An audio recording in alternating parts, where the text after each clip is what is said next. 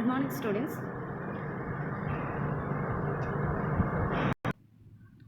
Good morning students. ఈరోజు మనం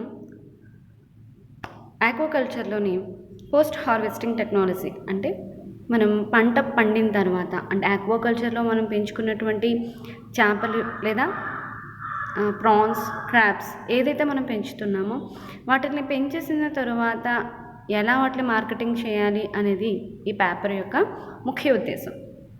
సరే, ఇప్పటి వరకు దీంట్లో ఎలా పెరిగిన తర్వాత వాటిని ఎలా క్యాచ్ చేయాలి, వాటిని ఎలా శుభ్రపరచాలి, వాటిని ఎలా ప్యాకేజ్ చేయాలి, ఇలాంటి చాలా రకాలైన విషయాలు మనం తెలుసుకున్నాం. సరే, మరి ఈరోజు ఏం క్లాస్ చెప్పుకుంటున్నాం అంటే కనుక ఎందుకు చేపల యొక్క ఉత్పత్తిని ఇంకా పెంచాలనుకుంటున్నాము అనే విషయాన్ని ఈరోజు మాట్లాడుకుంటున్నాం. ఎందుకు అంటే కనుక ప్రజెంట్ వచ్చేటటువంటి మాంసాలు చాలా ఉన్నాయి. ఓన్లీ మనకి చేప అని మాత్రమే నేను చెప్పట్లేదు.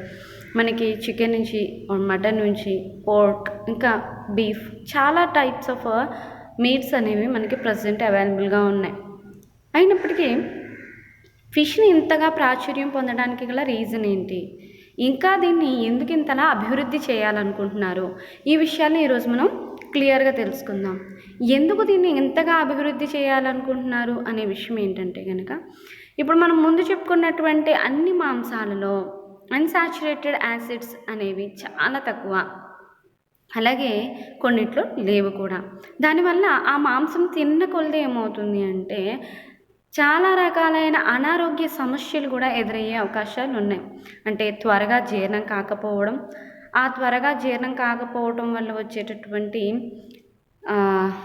కడుపులో అంటే జీర్ణాశయ సమస్యలు, ఇలా రకరకాలైన వ్యాధులకి గురయ్యే అవకాశం ఉంటూ ఉంది. మరి దీన్ని ఎందుకు ఇంత బేస్ చేస్తున్నారు అంటే ఫిష్ యొక్క మీట్ని ఎందుకు అంత ఇష్టపడుతున్నారు అంటే కనుక ఇందులో అన్సాచురేటెడ్ ఫ్యాటీ యాసిడ్స్ అనేవి ఎక్కువగా ఉంటాయి, అలాగే త్వరగా జీర్ణమవుతాయి.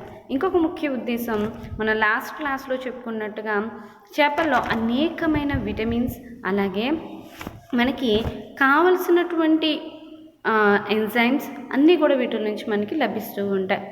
వీటి నుంచి చాలా రకాలైన ప్రోటీన్స్, రకరకాల ప్రోటీన్స్ మనకి దొరుకుతూ ఉంటాయి. వైటమిన్స్లో అయితే ఇంకా డి, మనకి ఇందులోనే దొరికినటువంటి డి కూడా మనకి చేపల నుంచి ఉత్పత్తి అవుతూ ఉంటుందన్నమాట.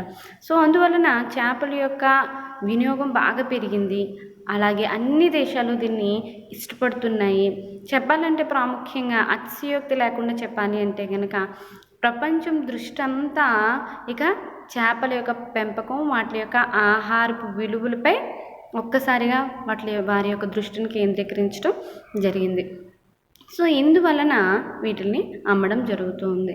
సరే, ఇప్పుడు కొన్ని పాయింట్స్ కూడా చెప్పుకుందాం. చాలామందికి స్మెల్ అయితే నచ్చదు, అంటే ఫిష్ని ఇష్టపడుతూ ఉంటారు, కానీ అది వండనంతసేపు అంటే కుకింగ్ అవ్వనంతసేపు చాలామందికి ఇది నచ్చదు, అది ఫ్యాట్. అండ్ ఇప్పుడు మనం చెప్పుకుంటే ప్రజెంట్ ఇప్పుడు మీకు కనిపిస్తున్న ఈ పిక్చర్లో చూడండి, ఇక్కడ ఏం చేస్తున్నారు, వాళ్ళే శుభ్రం చేసేసి ఆ చేపలో ఉండేటటువంటి ఇంటర్నల్ అంటే ఏంటంటే మనకి గ్యాస్ట్రిక్ సంబంధించినటువంటి జీర్ణ సంబంధిత అవయవాలన్నిటిని తొలగించేసి వాటిని ఒక ఐస్ క్యూబ్స్ మధ్యలో ప్యాక్ చేస్తున్నారు. ఇప్పుడు హాఫ్ అంతా కూడా మనకి ఐస్ క్యూబ్స్ వేస్తారా, కొన్ని చేపలు పెట్టారు, అంటే ఐస్ కంటే చాలా తక్కువ చేపలు పెట్టారు. మళ్ళీ దానిపైన ఏం చేస్తున్నారు, ఐస్ని చల్లుతూ వస్తున్నారు. అంటే మొత్తం అంతా ఐస్లోనే ఉండటం వల్ల ఏమవుతుందంటే ఆల్రెడీ చేసేసినటువంటి అంటే క్లీన్ చేసేసినటువంటి ఫిష్లు కాబట్టి ఫ్రెష్గా ఉంటాయి.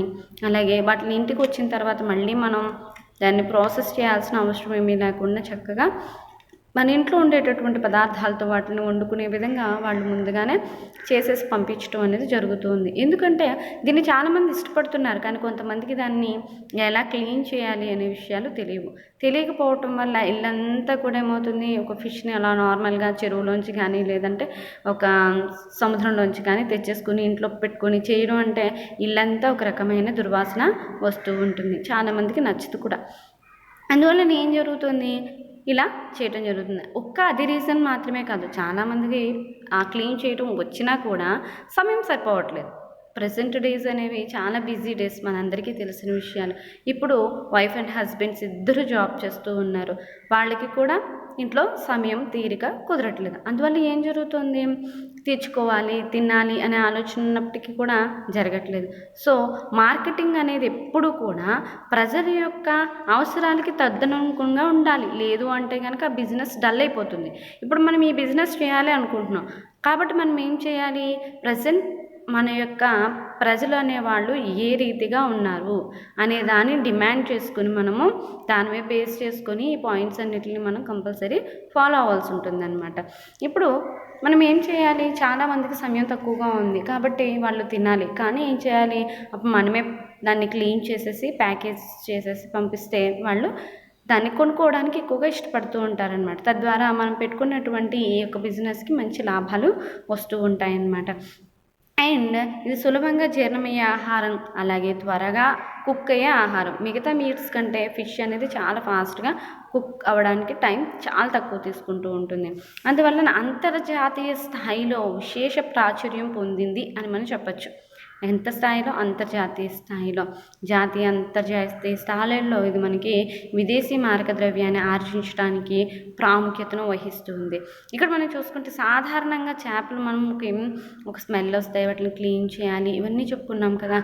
జీవన విధానాన్ని బట్టి దీన్ని అనేక రకాలుగా మాడిఫై చేయడం జరిగింది. ఓన్లీ ఈ యొక్క పద్ధతిని మాత్రమే ఇక్కడ మీకు కనిపించేటటువంటి ఈ ఐస్లో పెట్టి దాన్ని పంపించడం మాత్రమే కాదు, చాలా రకాలైన అత్యాధునికమైన విజ్ఞానంతో కూడినటువంటి పద్ధతులను ప్రజెంట్ పాటిస్తూ ఉన్నారు. ఏంటి ఆ పద్ధతులు అంటే కనుక చూడండి, ఇక్కడ ఒక ప్యాకింగ్ కనిపిస్తుంది, ఇక్కడ విత్ ఐస్తో ఒక ప్యాకింగ్ మీకు కనిపిస్తూ ఉంది, ఇక్కడ వితౌట్ ఐస్తో ప్యాకింగ్ కనిపిస్తూ ఉంది. ఇక్కడ మనకి వ్యాక్యూమ్ అనేది లోపల ఏ మాత్రము లేకుండా వ్యాక్యూమ్ సీల్స్ చేయబడుతూ ఉంటాయి. ఇది మనకి ప్రాసెస్ అండ్ షిప్పింగ్ యొక్క అట్విష్ ఇది చూస్తే ఇక్కడ మనకి ఫ్రెష్ అని ఒక లేబుల్ పెట్టడం కూడా జరిగింది. అంతే కదా, మనం ఏదైనా ఒక ఫుడ్ని ఆర్డర్ చేయాలనుకుంటే ఎలాంటి ఫుడ్ ఆర్డర్ చేస్తాము, ఫ్రెష్గా ఉండాలి, టేస్ట్గా ఉండాలి, అలాగే దాని స్ట్రక్చర్ ఏమాత్రము పాడవకుండా ఉండాలి. ఇలాంటి విషయాలన్నింటినీ మనం చూస్తాం కాబట్టి మనం అమ్మేటప్పుడు కూడా ఈ విషయాలన్నింటినీ జాగ్రత్తగా పాటించాలి. అలా ఇచ్చేటప్పుడు చూసారా, ఇక్కడ మొత్తం అంతా కూడా ఫిష్ పైన ఉండేటటువంటి స్కిన్ని, అలాగే హెడ్ని, లోపల అన్నిటినీ తీసివేసి జస్ట్ ఆ పీసెస్గా మాత్రమే ఉంచి వాటిని సీల్ చేసి పెట్టడం జరిగింది. అండ్ ఇది ఇంకొక రకమైన ఫిష్, అంటే ఒక్కొక్క ఫిష్కి ఒక్కొక్క రకమైన వ్యాక్యూమ్ సీల్స్ చేసేసి చూడండి. ఇక్కడైతే చాలా టైప్స్ ఫిషెస్ కనిపిస్తూ ఉన్నాయి. ఇక్కడ మీకు స్కాటిష్ రైంబో, అలాగే స్టీమ్డ్ సాల్మన్, ఇక్కడ yellow fin tuna and smoked boneless haddock fish, ఇలా రకరకాలైన చేపలు, రకరకాలైన ఫ్లేవర్స్, అంటే కొన్ని స్టీమ్ చేసి, కొన్ని ఫ్లేవర్స్ని కలిపి, కొన్ని స్మోకింగ్ సిస్టమ్, మీకు చాలాసార్లు చెప్పాను, పొగ చివరించడం, స్మోకింగ్ సిస్టమ్ పెట్టి, ఇలా ఎన్నో రకాలైన పద్ధతుల్లో వాటిని నిల్వ ఉంచే పద్ధతుల్ని చేస్తూ ఉన్నారనమాట. ఇలా ఎందుకు చేస్తున్నారు అంటే కనుక మన యొక్క టైం అవైలబిలిటీని బట్టే, అలాగే చాలా క్యాటరింగ్ సెంటర్స్ వస్తూ ఉన్నాయి, ఫాస్ట్ ఫుడ్ సెంటర్స్ వస్తూ ఉన్నాయి. అక్కడ ఇంకా డైరెక్ట్గా ఇలా పీసెస్ కూడా కాదనమాట, ఇదైతే వండుకోవాలి, ఇంకా ఇవి పీసెస్ జస్ట్ పచ్చివి, లేకపోతే స్మోక్ పెట్టేసినవి, లేకపోతే ఉడకపెట్టినవి తెస్తారు. వీటిల్లో మళ్ళీ ఇంకా మనం ఫ్లేవర్స్ అవి యాడ్ చేసుకుని తింటూ ఉంటాం. ఇది ఒక పద్ధతి, సరేనా. చూడండి, ఇక్కడ మీకు ఫస్ట్ నుంచి చెప్తాను. ఇది పచ్చి చేపలు మనకి ఇంకా చిన్న చిన్న పీసెస్ కింద కట్ చేసుకుని వండుకుంటాం.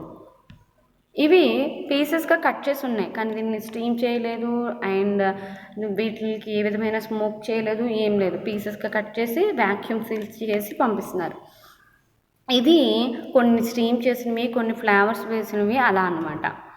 ఇవి ఇక ఫుల్గా వండేసినవి, మనకి ఏ విధమైన పని ఉండదు అన్నమాట.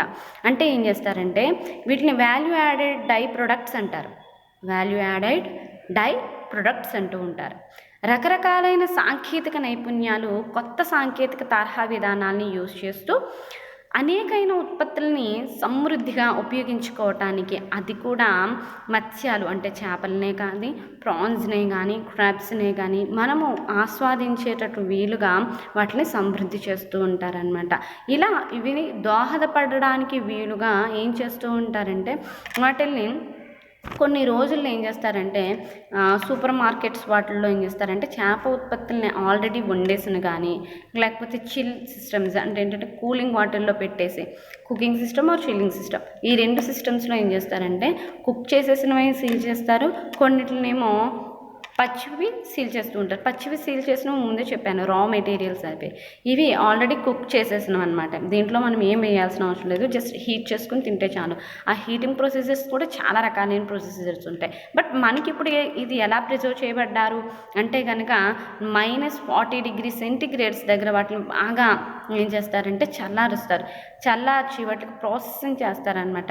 చేసేటప్పుడు సాస్ వైడ్ పద్ధతిని యూజ్ చేసి పాలిథిన్ సంచుల్లో కానీ లేకపోతే ఇలా రేకు డబ్బాల్లో కానీ వాటిల్ని చక్కగా సీల్ చేసేసి 0°C నుంచి 4°C వరకు వాటిని బాగా స్టోర్ చేస్తారనమాట. అక్కడ మనకి ఏ విధమైన సూక్ష్మక్రిములు రాకుండా చూసుకోవటానికి వీలుగా ఉంటుంది కాబట్టి అలా వాటిని చేస్తూ ఉంటారు. ఇక్కడ చూసారా చాలా రకాలైన సుగంధ ద్రవ్యాలు కనిపిస్తూ ఉన్నాయి, చాలా రకాలైన ఫ్లవర్స్ కనిపిస్తూ ఉన్నాయి.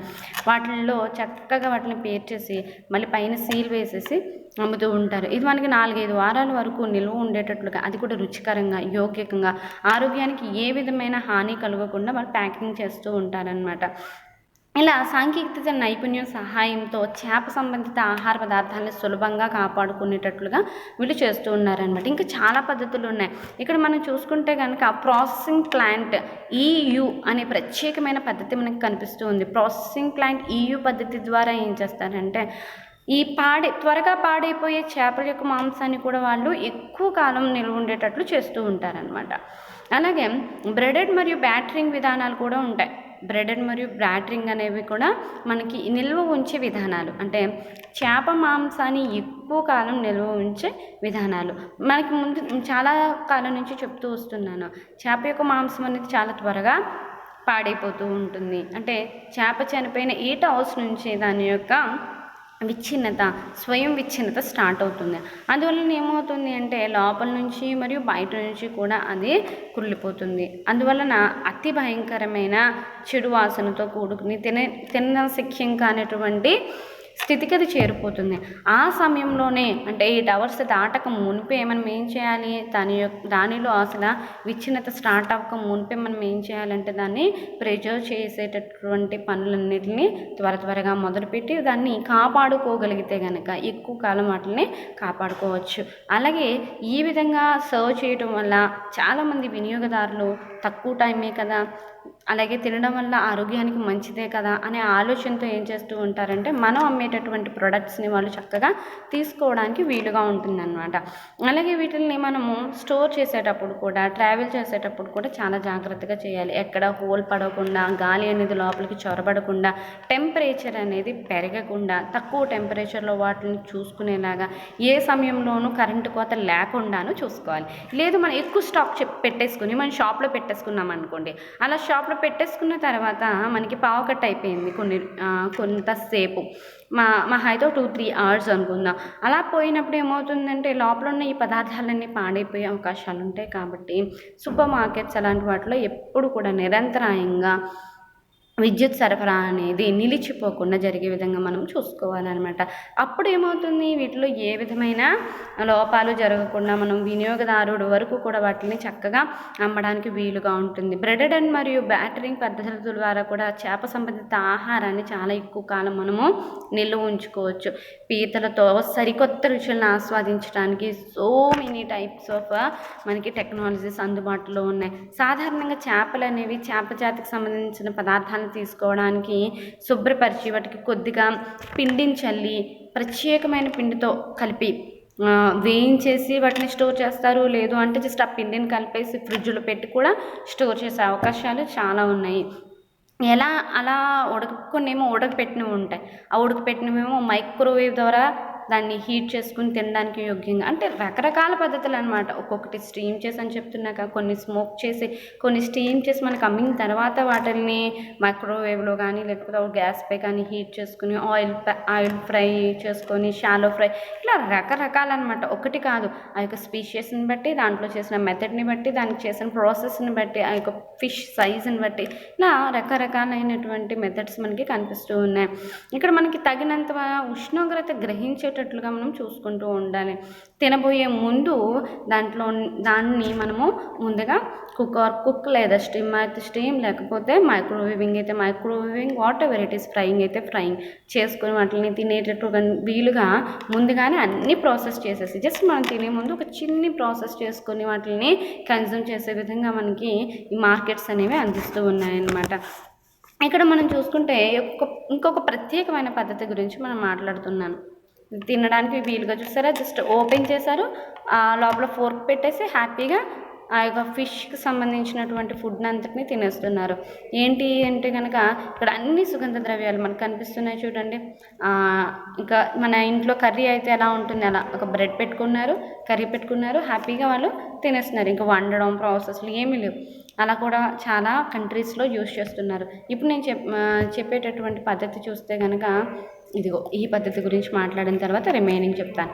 ఇది మోడిఫైడ్ ఆటోస్పిరిక్ ప్యాకింగ్ అంటారనమాట. ఇక్కడ అట్మాస్ఫియర్ అని చెప్తూ వస్తున్నాడు, అట్మాస్ఫియర్ అనమాట ఇది. బట్ యాక్చువల్లీ మోడిఫైడ్ ఆటోస్పిరిక్ ప్యాకింగ్ అంటారు. ఏంటమ్మా? Modified ఆటోస్పిరిక్ packing. అట్మాస్ఫిరిక్ అని కూడా అనొచ్చు. అంటే ఏంటంటే ఇక్కడ మీనింగ్ ఏంటంటే కనుక మనకి అట్మాస్ఫియర్ ఏ విధంగా ఉన్నప్పటికీ మనం ప్యాక్ చేసినటువంటి లోపల ఉన్న పదార్థము మనం ఏ విధంగా క్రియేట్ చేసామో ఆ యొక్క అట్మాస్ఫియర్కి అది తగినటువంటిగా ఉంటుంది.